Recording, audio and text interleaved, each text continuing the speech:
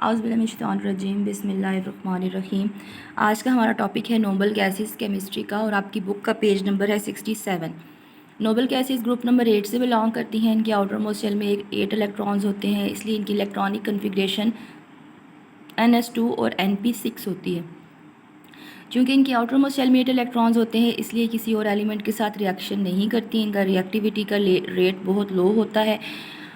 Group number 8 में एक special element होता है जिसको हम हीलियम बोलते हैं। हीलियम एक ऐसा अकेला एलिमेंट है जो होता तो ग्रुप नंबर 8 में है, तो लेकिन होते इसके आउटरमोस्ट शेल में 2 इलेक्ट्रॉन्स हैं, और चूँकि ये 2 इलेक्ट्रॉन्स होते हैं, स्टेबल होता है, इसलिए इसको भी हम नोबल गैसेस के साथ पढ़ते हैं। और सेकेंडली ये कि आपकी जो ये गैसेस होती हैं, नोबल गैसेस जो होती हैं, इनकी रिएक्शन ना करने की वजह से इनकी कुछ इम्पॉर्टेंस होती है और ये इनके सिग्निफिकेंस यूजेस होते हैं जो ये यूज़ होती हैं बहुत सारे स्पेशल केसेस में, जैसे कि लाइट्स में, रेफ्रिजरेटर सिस्टम में, वेल्डिंग में।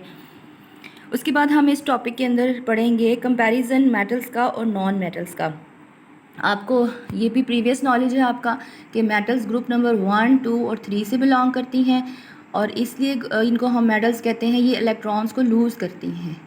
और ग्रुप नंबर 5, 6 और 7 की जो एलिमेंट्स होते हैं वो नॉन मेटल्स होती हैं और ये इलेक्ट्रॉन को गेन करती हैं, इसलिए हम इनको नॉन मेटल कहते हैं। हम इनका कंपैरिजन में पढ़ेंगे, थर्मल कंडक्टिविटी पढ़ेंगे, इलेक्ट्रिकल कंडक्टिविटी पढ़ेंगे, फिर एडाप्टेबिलिटी पढ़ेंगे और इनका कलर और अपीयरेंस वगैरह पढ़ेंगे कि वो कैसी होती है।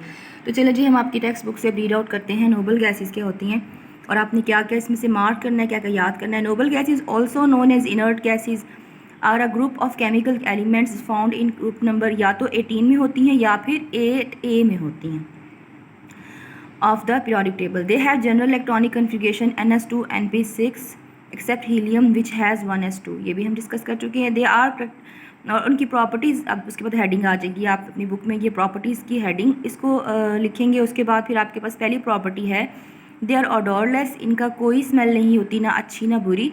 कलरलेस होते हैं। मोनोटॉमिक गैसेस होती हैं। मोनोटॉमिक जिसके अंदर एक इलेक्ट्रॉन होता है। हमने ग्रुप नंबर 7 की जब एलिमेंट्स के बारे में पढ़ा था, हैलोजेंस के बारे में, हमने पढ़ा था कि वो डायटॉमिक फॉर्म में होते हैं, यानी कि 2 एटम्स की फॉर्म में पड़ा हुआ होता है, लेकिन ये सिंगल एटम की फॉर्म में पड़ा होता है। इसके सारे एलिमेंट्स अकेले पड़े होंगे, डबल 2 एटम्स की फॉर्म में नहीं होंगे। And possess very low reactivity with other elements. This low reactivity is due to the presence of a complete valence shell. यहाँ तक आप मार्क कर लेंगे। उसके बाद आप मार्क करेंगे यहाँ से नोबल गैसेस के अंदर कौन कौन से एलिमेंट्स आते हैं। Helium, neon, argon, krypton, xenon, radon और ऑर्गेनाइजन। उसके बाद आप सिग्निफिकेंस ऑफ स्टेबल नेचर देखेंगे। इनकी जो इनकी स्टेबल नेचर है उसकी सिग्निफिकेंस देखेंगे आप। Due to their non reactive nature, क्योंकि ये नॉन रिएक्टिव होते हैं नोबल गैसेस, इसलिए बहुत सारी चीज़ों में इस्तेमाल होते हैं, जैसे नियॉन साइंस। नियॉन साइंस अक्सर आपने शादियों में देखे हुए होंगे, जहाँ पे आजकल ब्राइड और ग्रूम का नाम लिखा हुआ होता है, A वर्ड्स B ऐसे करके, तो वो नियॉन लाइट्स में यूज़ होता है। रेफ्रिजरेटर सिस्टम में यूज़ होता है, वेल्डिंग में यूज़ होता है, और स्पेशल एप्लीकेशंस होती हैं इसकी। इसमें एग्जॉस्ट लाइंस को जो फिल करते हैं, गैस एग्जॉस्ट लाइंस को फिल करते हैं, शील्डिंग गैस के तौर पे यूज़ होता है इंडस्ट्रियल पर्पस के लिए। ओके, नेक्स्ट आपके पास है इनके कंपैरिजन। इंपॉर्टेंट क्वेश्चन है बहुत। इसमें एक कंपैरिजन है थर्मल कंडक्टिविटी। ये आप मेटल्स और नॉन मेटल्स के ऊपर आपको मेरी बुक में नज़र आ रहा होगा, मैंने 1, 2, 3 ग्रुप लिखा है, फिर 5, 6 और 7 लिखा है नॉन मेटल्स में। अगर तो आपको हर वक्त याद रहता है तो ठीक है, अदरवाइज़ कुछ टाइम के लिए आप ये लिख लिया करें मेटल्स और नॉन मेटल्स के साथ, लेकिन ये याद रह जाएगा आपको, ईजी है इसको याद रखना। थर्मल कंडक्टिविटी और इलेक्ट्रिकल कंडक्टिविटी। कंडक्शन का मतलब होता है गुजरना और थर्मल का मतलब होता है हीट। अब हम पढ़ेंगे मेटल्स और नॉन मेटल्स क्या बिहेवियर शो करती हैं थर्मल कंडक्टिविटी के साथ। जो मेटल्स होती हैं उनका thermal have high thermal conductivity, they can conduct heat easily. और जो नॉन मेटल्स होती हैं वो पुअर कंडक्टर ऑफ इलेक्ट्रिसिटी, वो थर्मल हीट यानी कि होती हैं, उसका हीट का पुअर कंडक्टर होती हैं, making them less efficient at conducting heat, यानी कि they can not conduct heat. हमने क्या पढ़ा, जो मेटल्स हैं वो गुड कंडक्टर ऑफ हीट होती हैं और जो नॉन मेटल्स हैं वो पुअर कंडक्टर ऑफ हीट होती हैं। बस ये एक पहला पॉइंट है। आपको सिंपल वर्डिंग रखा करें अपनी पेपर को अटैम्प्ट करते हुए। बुक वाली मुश्किल इंग्लिश या मुश्किल वर्डिंग को याद करने की ज़रूरत नहीं है। जस्ट बेसिक पर्पज़ ये होता है कि आपको अंडरस्टैंडिंग हो गई है और आपको इसको इंग्लिश ईजी इंग्लिश में लिखें। नेक्स्ट है इलेक्ट्रिकल कंडक्टिविटी। इलेक्ट्रिसिटी को ये कंडक्ट करने देती हैं कि नहीं। तो जो मेटल्स हैं वो गुड कंडक्टर ऑफ इलेक्ट्रिसिटी होती हैं, क्योंकि इनके अंदर फ्री इलेक्ट्रॉन्स होते हैं और वो मूव कर सकते हैं आराम से। इस वजह से ये आपके पास गुड कंडक्टर ऑफ इलेक्ट्रिसिटी होती है। नॉन मेटल्स जो होती हैं, सिर्फ एक ग्रेफाइट ऐसी होती है जो गुजरने देती है इलेक्ट्रिसिटी को, लेकिन बाकी सब जो हैं नॉन मेटल्स वो पुअर कंडक्टर ऑफ इलेक्ट्रिसिटी होती हैं। अब हम आ जाएंगे नेक्स्ट पेज पे विच इज़ 68। इसमें एक हम कॉन्सेप्ट पढ़ेंगे अडेप्टेबिलिटी का और दूसरा हम कॉन्सेप्ट पढ़ेंगे melting points and boiling points का। अडेप्टेबिलिटी में हम देखेंगे क्या होता है। इसके अंदर इसकी दो प्रॉपर्टीज़ हैं, मेलेबल और डक्टाइल। ठीक है, ये मुड़ किस तरह सकती हैं, किसी और चीज़ में मुड़ सकती हैं या नहीं मुड़ सकती। तो जो मेटल्स होती हैं वो मेलेबल भी होती हैं और डक्टाइल भी होती हैं, इनको आराम से मोड़ा जा सकता है। लेकिन जो नॉन मेटल्स होती हैं वो ना तो मेलेबल होती हैं ना ही डक्टाइल होती हैं, बल्कि वो नेचर में ब्रिटल होती हैं। अब आपकी बुक से चेक करें, मेलेबल होती हैं और डक्टाइल होती हैं।